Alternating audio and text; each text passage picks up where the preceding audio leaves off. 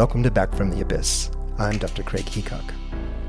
I wanted to give listeners a heads up about an interesting study being conducted at 20 centers around the United States, including here in Fort Collins.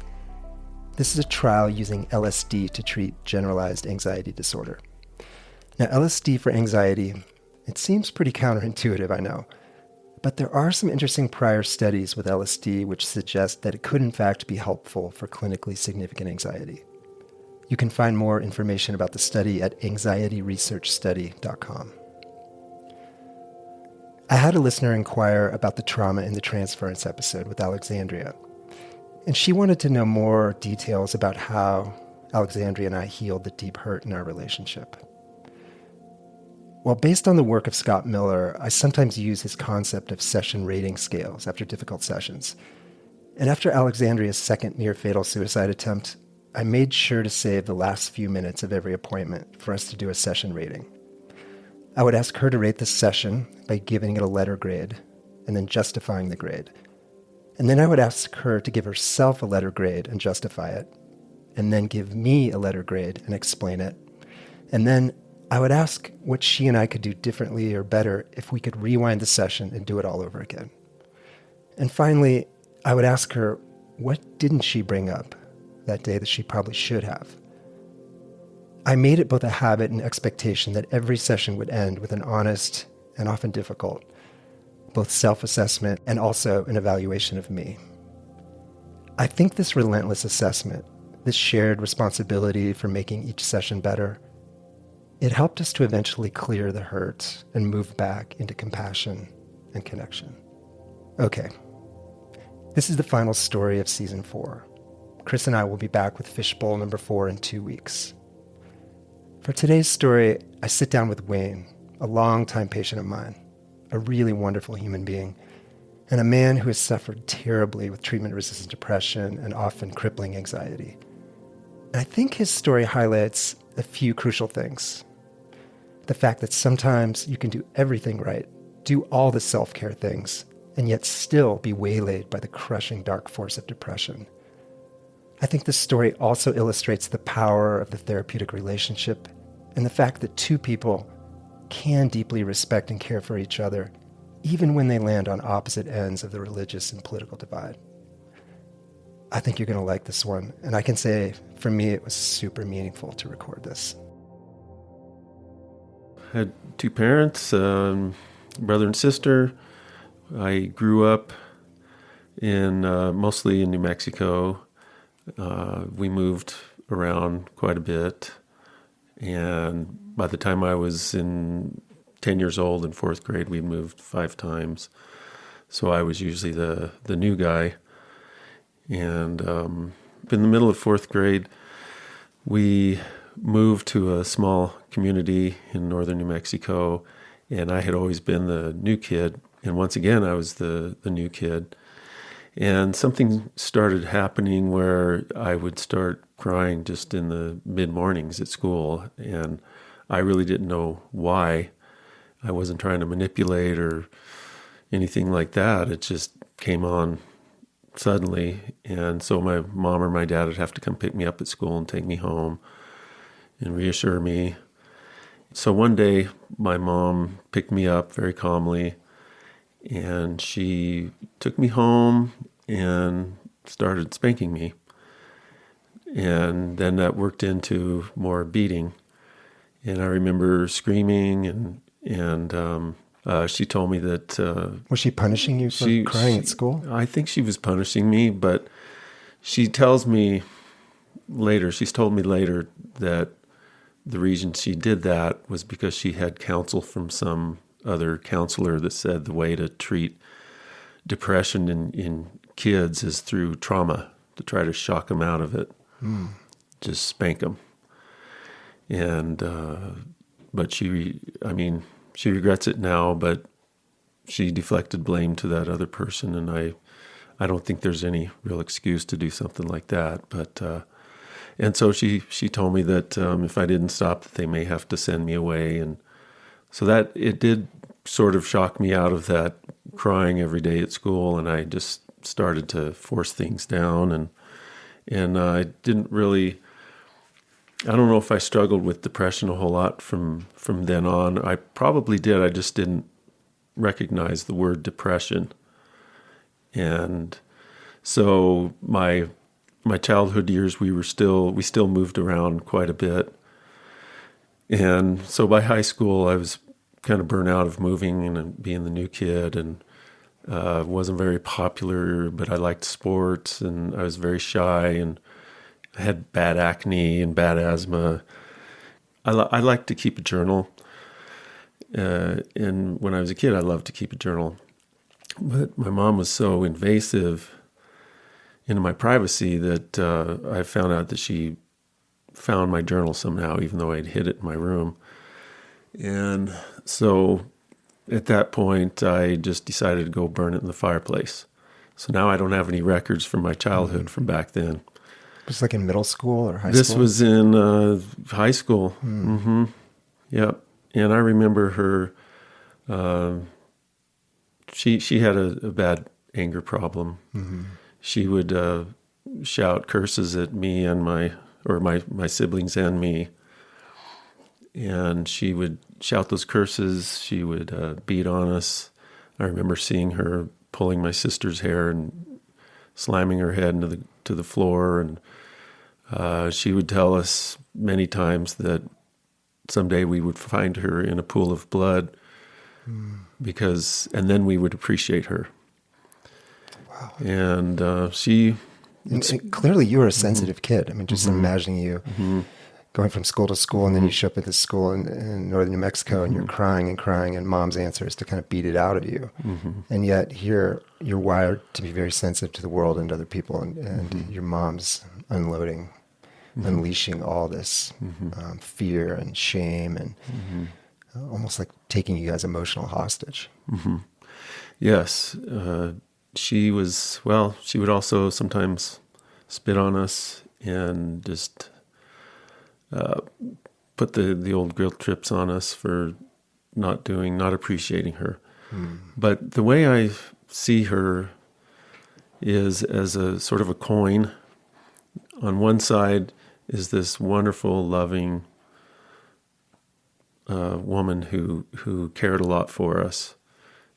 And on the other side, I just see this dark sort of a personality, someone that's just mean.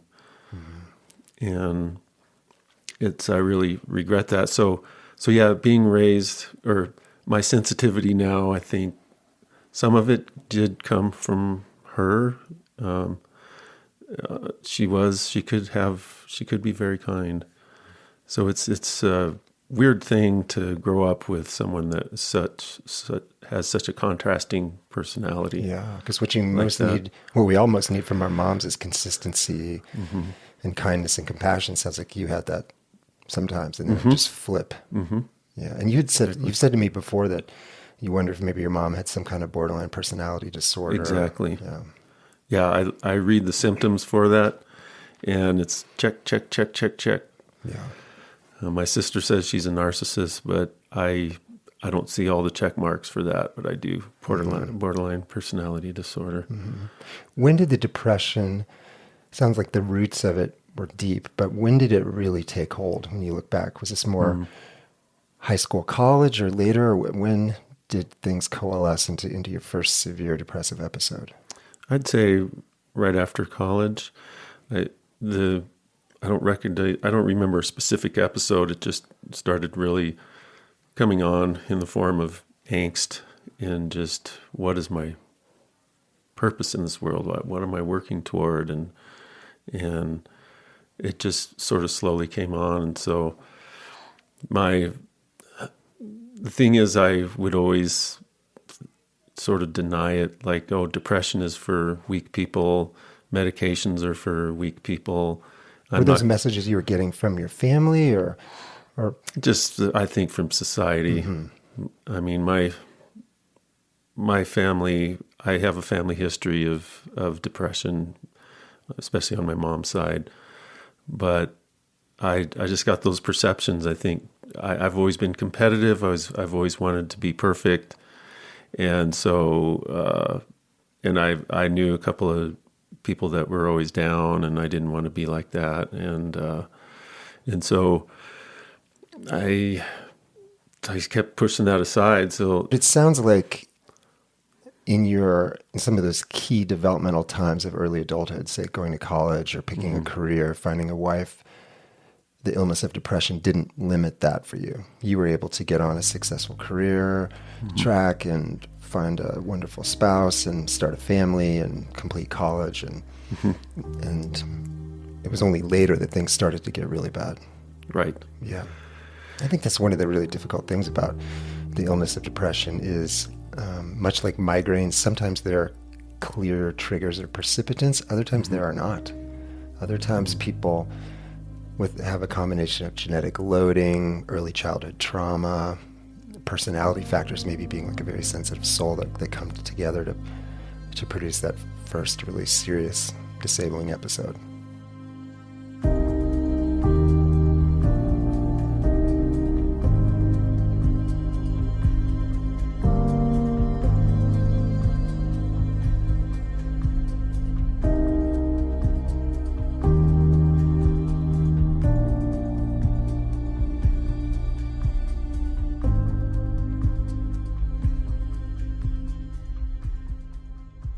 I had a wonderful environment in my 30s and 40s. First I worked for an Indian tribe for a while, and then I went to work for the federal government in their scientific branch. I had really fun hobbies, running, raising animals, and good friends, good doctors, I felt, great church. I was in pretty good health. Yet I always worried and struggled with wanting to do everything perfectly. And I knew this was in contradiction to the love of God. He loves me no matter what, but I still had that perfectionism. And so things just kept building up to a point when in my late 40s, I just felt like I couldn't put in an honest 40-hour work week anymore. And it took a couple of years for it to just really crystallize until I just told my boss, I don't think I can do this anymore. And she was very kind. She let me take all my sick leave, and she gave me paid or unpaid time off. And she tried to keep me in the government with my job there, but she's very gracious. But I just couldn't see myself having a future. And so that's when you knew that depression had gotten really severe. Again, something that had been in and out of your life for a long time, but here you were, late 40s, and right, you built a really solid career and were well thought of, and again, have lovely daughters and wife, and competitive runner and hunter and churchgoer, and like this very full life. And yet things just started crumbling such that you couldn't do your job. Exactly. And so my employer didn't want me to leave, but I voluntarily, I guess it wasn't voluntarily, but I took a semi-retirement, and I immediately went into an outpatient facility, Myers Clinic in Dallas, for about a month. And they taught me some strategies for getting along with depression and anxiety. And of course, during this time, I had a lot of shame because, now I'm not supporting my family. I'm not the primary breadwinner anymore. And was this about the time that you and I met? Yes, it was. It was after you got out of this month-long treatment program. Yeah, it was 8 years ago. Mm-hmm. What triggered that final breakdown were several losses. One of my best friends at work died suddenly. I love to run long distance, and I injured myself, long-term injuries, so I lost those running friends. And of course, I lost my friends from work as I phased out.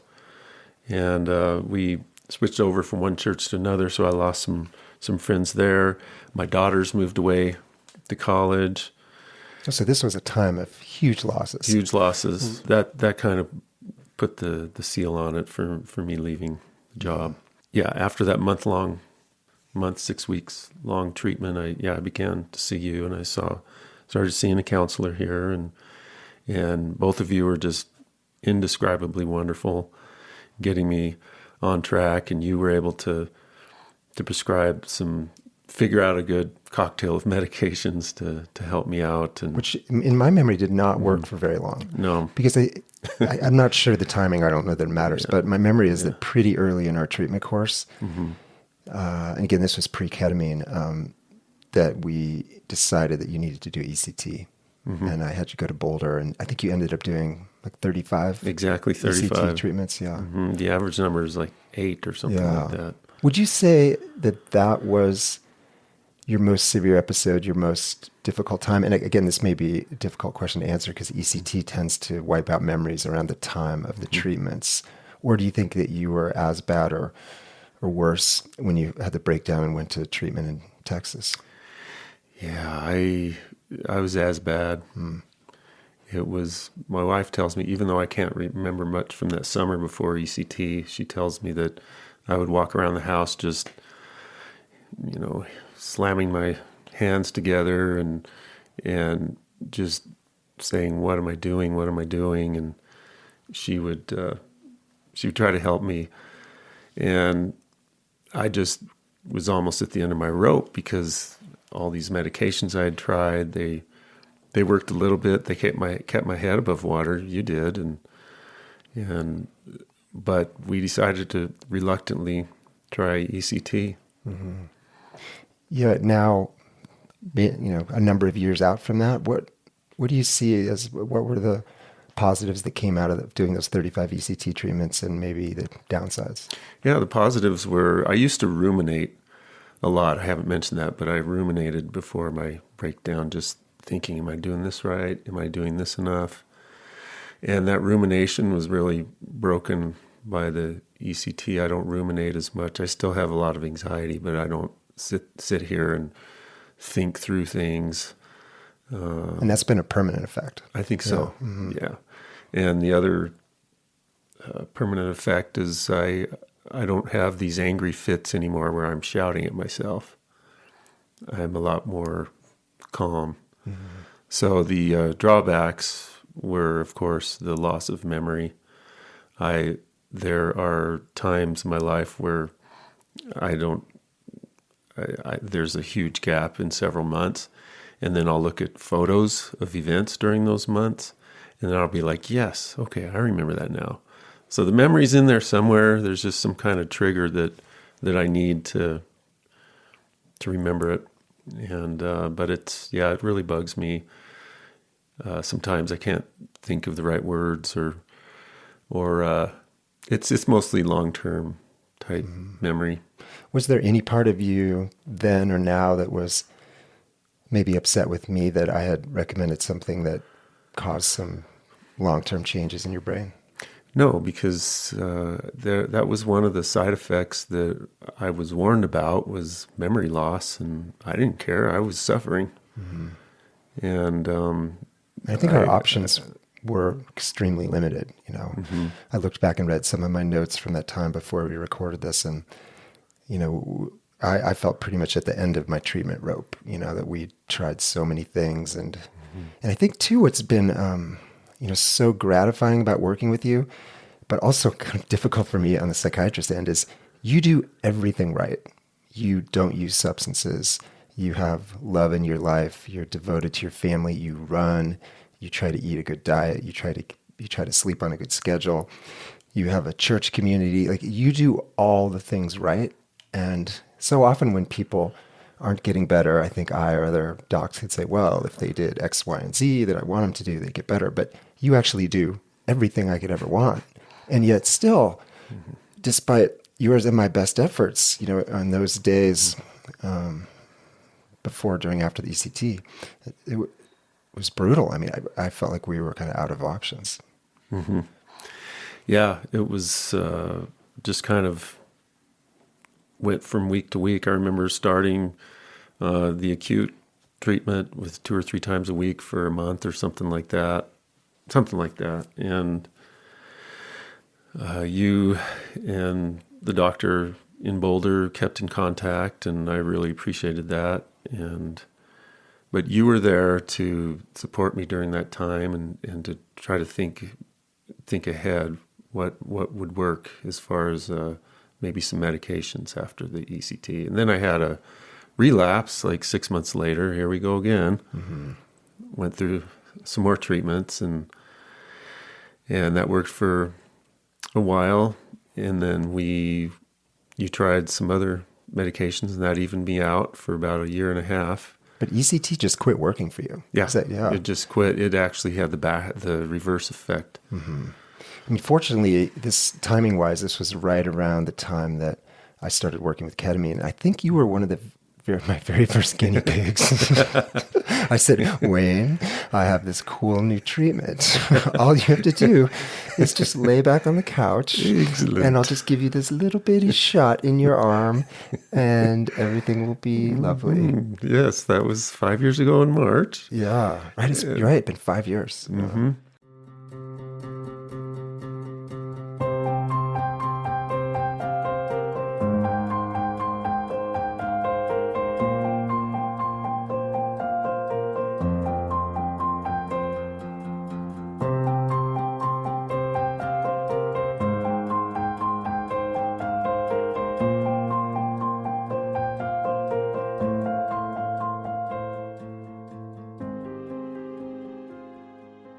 Maybe we could talk a little bit about your journey with ketamine, because Sure. You've been doing ketamine maintenance as long as anyone.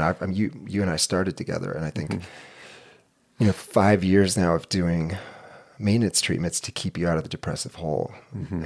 Yeah, tell me about your journey with ketamine. So I like to tell the story to people about my very first trip. So you had told me, hey, have some music, some inspirational type music to listen to. And so I had that on my phone and plugged in the earphones. You gave me the shot. And so I start blasting off into space.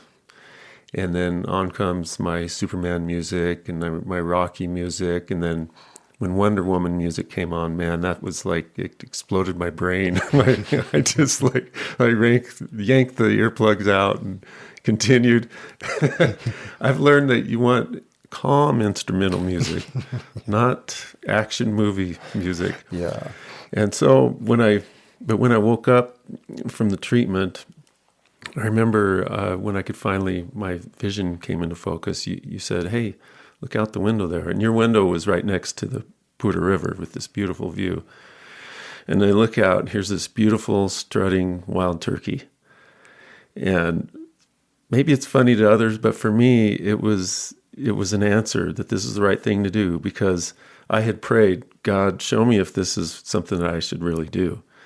And when I woke up and I saw that wild turkey, I was like, yes, this is a sign from God. Because I love wild turkeys. I love nature. Mm-hmm. And it was just beautiful. Mm-hmm.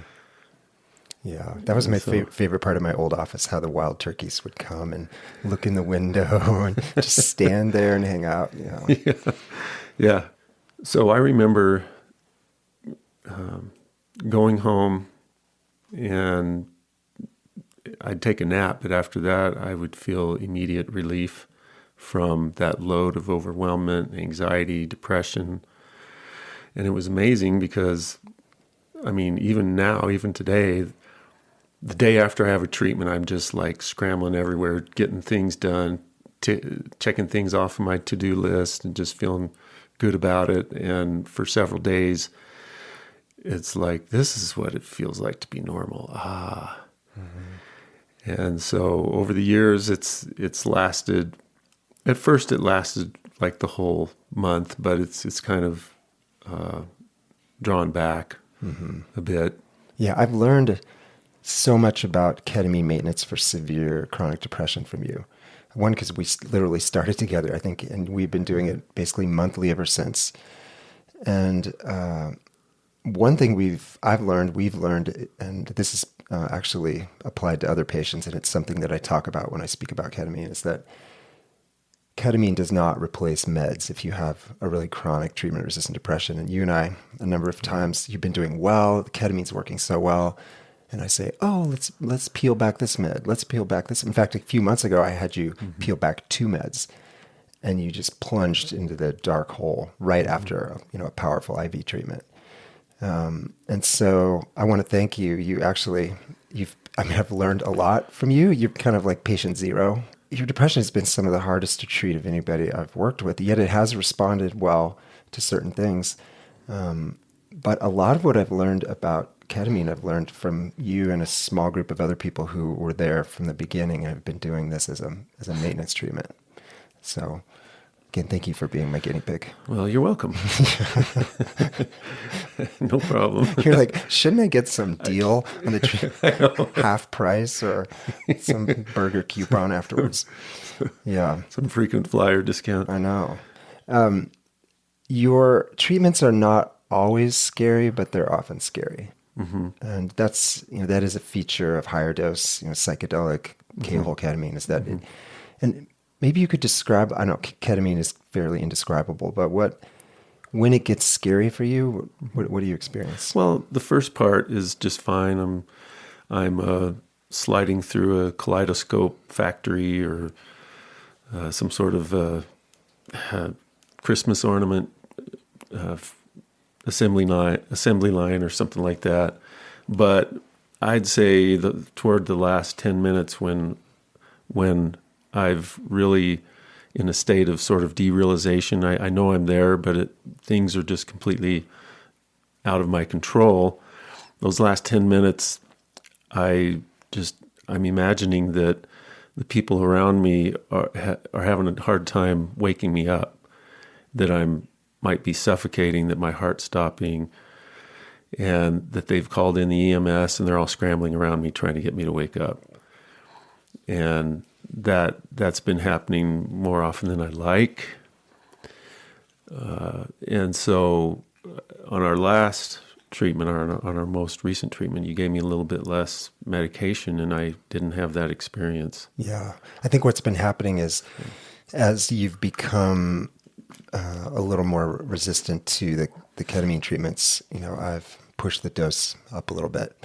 And I think what we found, I have this with a couple other people too, where we're right at a dose range that, because I think the ego annihilation and it's pretty consistently can get scary. And again, I think in terms of, learning from your long-term folks, I think what I've learned is, it's so unhelpful when it's scary. I think it's better to try to change meds around, but to go a little lower, because you're right, the last couple times we've gone a little lower, and I think that was more manageable. Mm-hmm. Yeah.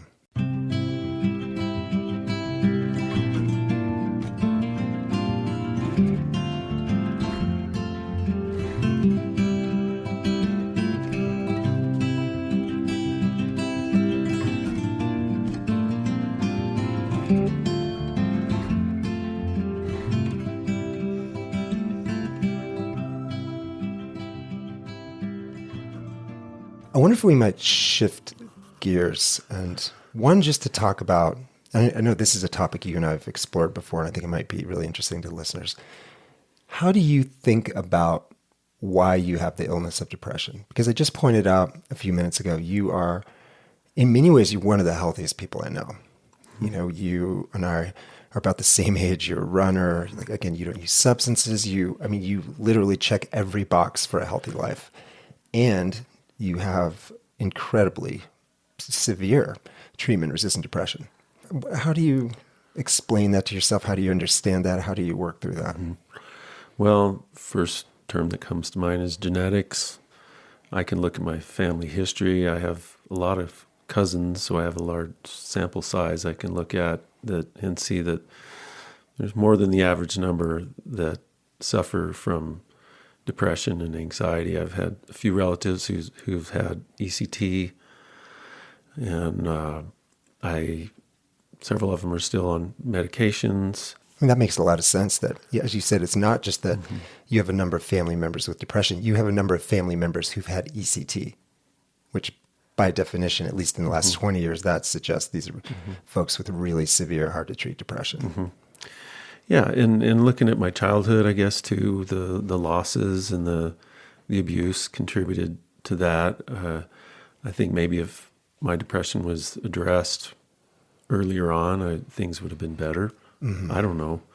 Yeah, if you do a thought experiment and imagine, and maybe this is unimaginable, but if you imagine having had really a loving, stable, consistent childhood sort of crucible with your mom and dad, do you have a sense how much you might be still suffering with the same kinds of depressive illness and perfectionism and anxiety that you do now?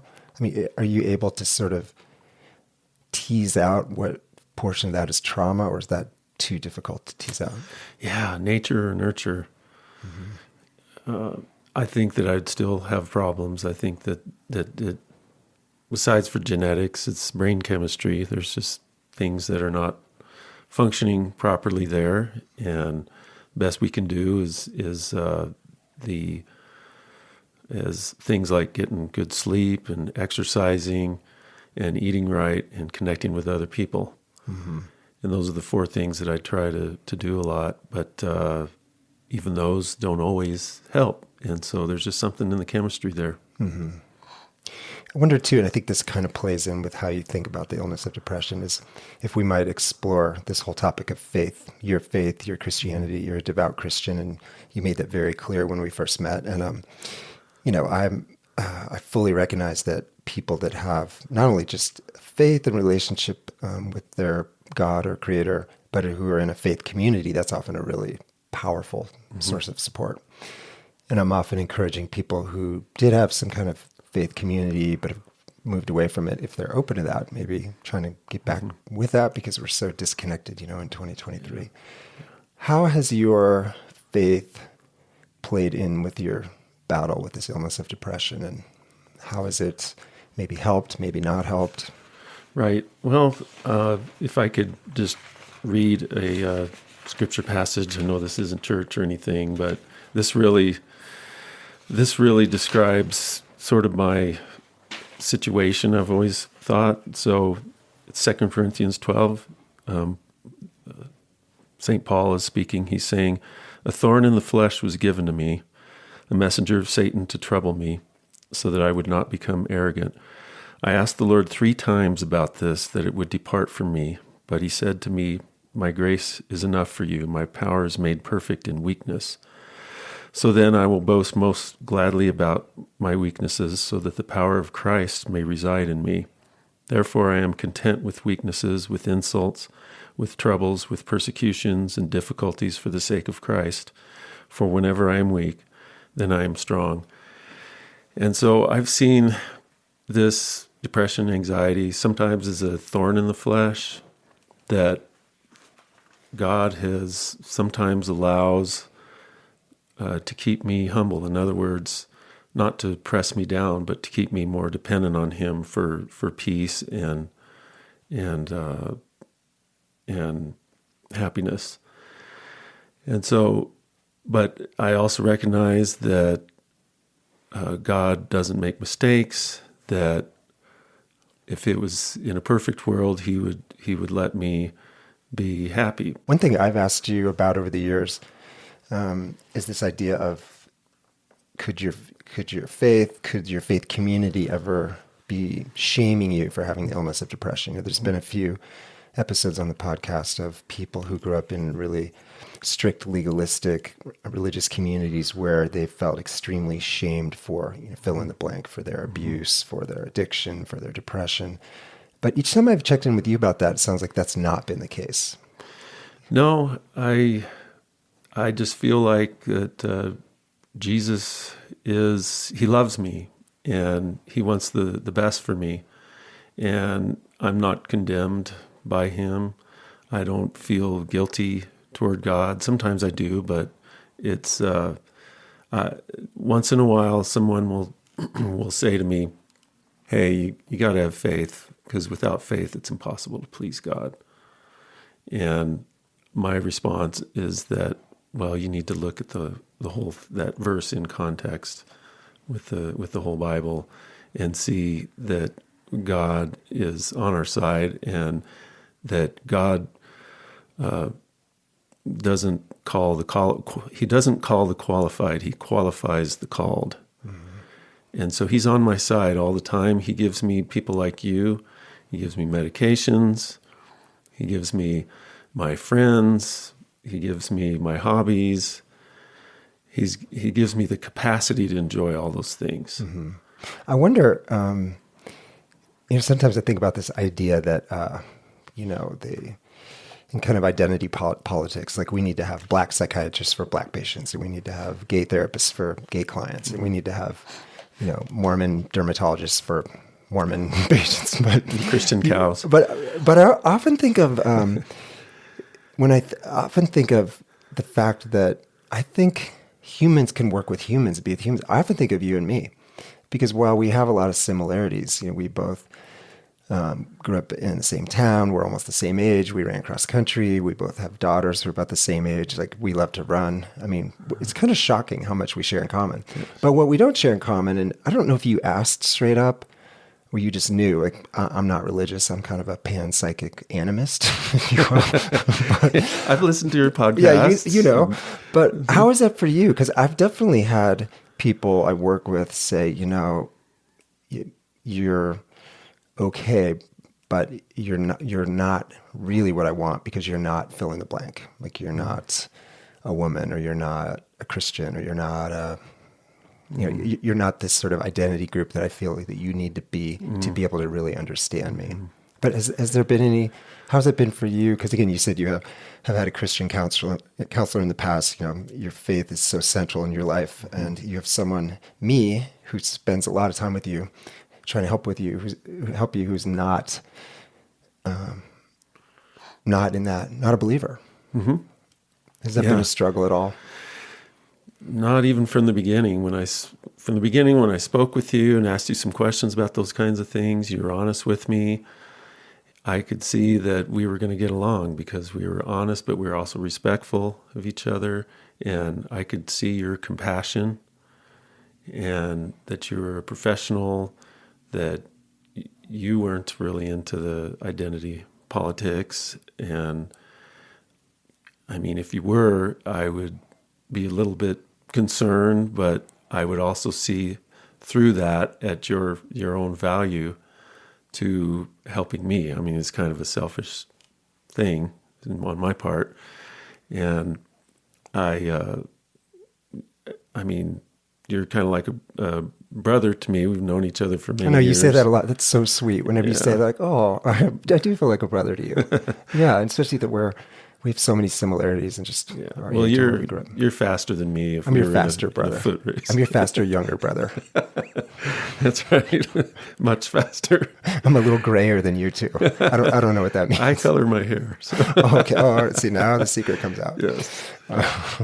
But no, I haven't really classified you and made that a limitation.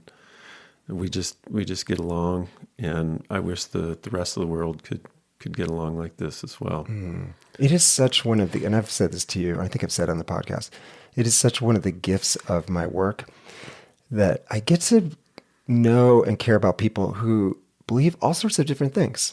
And because in my own life, my people are a lot like me, but in my practice, I have, Trumpers and lefties and social justice warriors and hippies and meth bikers and born again Christian. I was like, all these people, and almost all of them are actually really nice.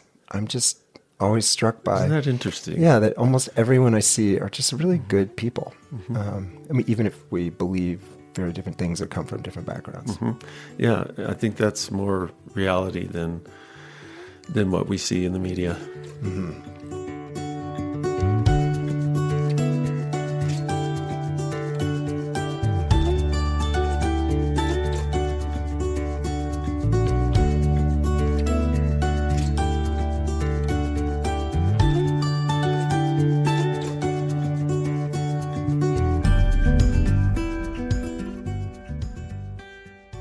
I wanted to talk about something that you and I, if you will, went through a few months ago, and it was so meaningful to me what you did, and I thought I want to talk about it on the recording today, which is earlier this season there was an episode called "Abortion in 3 Acts," and I'll just put in a plug for this it's an amazing episode. I think the title puts some people off, but maybe the people who didn't listen, this will trigger you to listen. It's a story of 3 women and their 3 abortions. The third storyteller is my wife, Elizabeth, and she tells the story of a 19 or 20 week late term abortion that we had. And so in any way, when I was getting ready to release this story, there were 2 people in my practice, you and one other person, who I thought, both of you love the podcast, and I thought that it could be really disturbing. So I called you and I said, hey, just a heads up, this episode's coming out. It's my wife and my describing our late term abortion and all the difficulty around that. And just want to let you know, because I know you're pro-life, that you might find it really disturbing, right? That we are kind of like brothers and we're very close. And you were so sweet. You said, thank you. And, I'll probably listen to it, but yeah, I'll go into it with this in mind. And then you sent me the sweetest letter. And I think you actually brought some excerpts from that letter. Mm-hmm. Did you? Yes, I did. Yeah. But maybe before you read that, you could say a little bit about what that was like for you. Again, because it's this whole other, the podcast is this whole other thing that I do. And then, I'm calling you, I don't know, in the evening or on a weekend and saying, hey, Wayne, heads up, like something's going to be coming out that you might find really disturbing, but I just want you to know. And I hope you don't, I don't know if I said, don't hate me. I don't know. But your opinion really mattered, because I knew you'd probably listen, and I thought and actually as we recorded it, I thought of you. I thought, I want this story to be something that Wayne could listen to and kind of be okay with it, if that makes sense, as much as that would be possible. Yeah, that's amazing that you say that, because I didn't know that you were thinking about me before you recorded it. And I think the fact that you called me and asked me for a little bit of feedback was key in just my listening to this podcast with more of a detached mind, rather than, okay, here's another pro-abortion thing. They're going to make everybody feel guilty who doesn't agree with it, blah, blah, blah. But you wanted to engage in some conversation. And so I was happy to write back a little note. And do you want me to read from that? Yeah, at this if you point? would, please. So I said, my very first impression as I listened to the podcast was sadness for each individual that you interviewed and for the millions of other women who've had abortions. It's agonizing to know that so many people have to suffer in isolation. It breaks my heart to think about how many women suffer in shame when they consider abortion or go through it. I feel like God wants to wrap his arms around every individual who experiences shame, guilt, and loneliness. It took courage from you and the 3 women to reveal the pain. I will always be pro-life when it comes to abortion and pro-mother at the same time, regardless of what the mother decides to do. If someone speaks against abortion, he or she should also speak for the mother and find hope and support for her. The whole episode made me more conscious of labeling women who've terminated their pregnancies as murderers. It just doesn't feel right deep in my spirit to call someone that. Neither is calling pro-lifers terrorists. This kind of extreme language is hurtful. So in my view, the episode was necessary in facilitating understanding of such a personal issue. One of the guests made another great point. She said women need more information on the whole process. That's definitely something that all parties can agree on. Yeah. Yeah, it's meant so much that you took the time to write that. And there was much more in that letter, but it just, you just approached it really just mindfully and with a lot of trust. And I even think it's really helpful to be on my end of this, because, I am pro-abortion rights, and I think it can get easy, to be on one team, like, oh, the other team, like to demonize them, like, oh, that pro-life people, or da da da. But again, like as I said, one of the gifts of this practice is I have a number of anti-abortion, pro-life people in my practice, and I love them. Love you. Like great people, amazing people with really good hearts who are coming at this issue with, I think, with love, and from a very different perspective. And so that's another thing about, I wanted to bring up this episode again. I think one of the purposes of that episode was just to get people listening and thinking about something that's really hard to think about. Mm-hmm. I'm definitely telling my friends about it. Yeah, I appreciate that.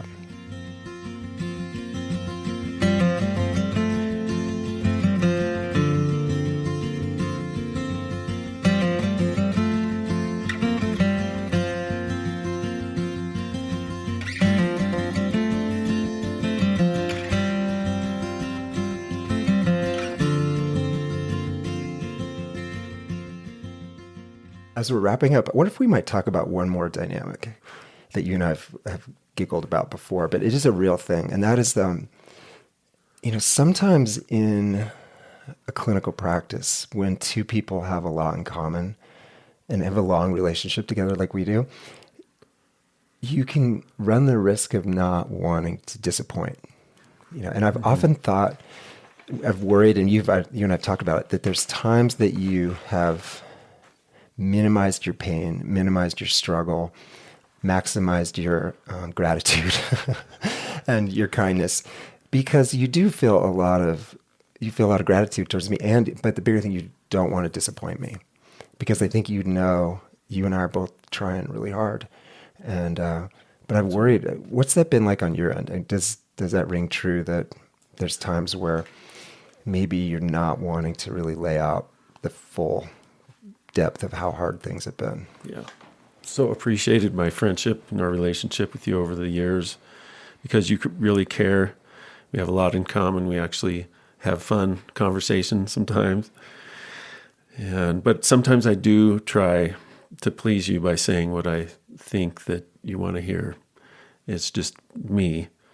I don't want you to think that you're a failure. I want you to know that you're the best I could ever ask for. And you actually take time to listen to me and actually give me strategies rather than just asking me a couple of questions and handing out meds. Mm-hmm. And you're also tolerant and encouraging of my love for things like hunting and God, and I appreciate that. And you've always shown concern, and even after my ketamine trips, you'll come in and start asking me these deep questions. And I'm like, wait a second, I'm half drunk here. But I appreciate that too. You once in a while you text me, how are you doing? And you're open to me calling you or texting you whenever. I don't bug you. I don't take advantage of that. But just to know that you're there is huge. But yeah, I don't want to disappoint you. And I know that you would say, well, don't worry about that. But I still have that sometimes, especially since I've been your patient for so many years. Yeah. I'm wondering if you think, well, that dude should be well by now. Yeah. Well, I wonder too if this also goes deeper, if this is a transference thing. I wonder if there's if this is also like a parent-child thing, that there's part of you, there's a deep, deep, deep part of you that wants to be fully accepted and seen and heard and validated, because you didn't get that as a kid. And I don't know that we've talked about that specifically, but that's one of the things. I think that's another layer of this, that there's part of you that so wants my approval, not just as me, Craig Heacock, but also as kind of as a powerful, like almost parental figure. Which is funny that I'm a couple years younger than you, but that's the way transference can play out. Yeah, I can see that. I would admit that. I haven't thought about that particularly in that way, but it's kind of how it works. Mm-hmm. And I do that sometimes with other people in authority.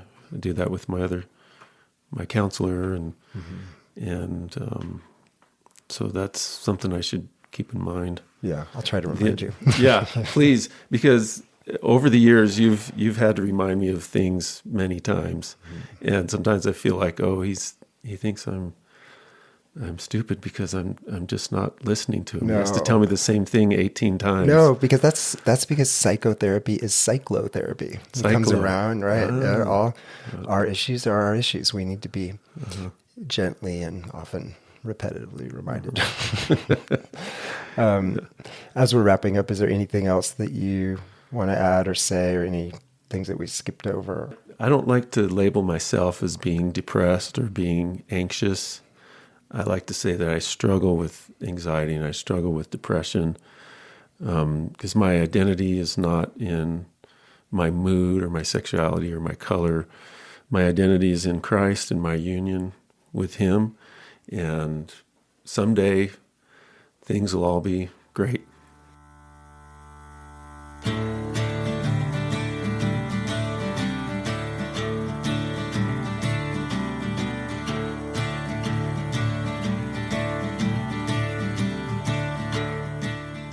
I do think that good things are coming both for Wayne and for psychiatry as a field. This is surely the most hopeful and exciting time in mental health in my lifetime. Tune in for Fishbowl in 2 weeks. Chris and I will do our annual Back from the Abyss review. And also, I'll be at Psychedelic Science in Denver next month. So, if you see me, come up and say hi. I'd love to chat. Chris and I are planning to do another summer special episode in July, and then we'll start season 5 this fall.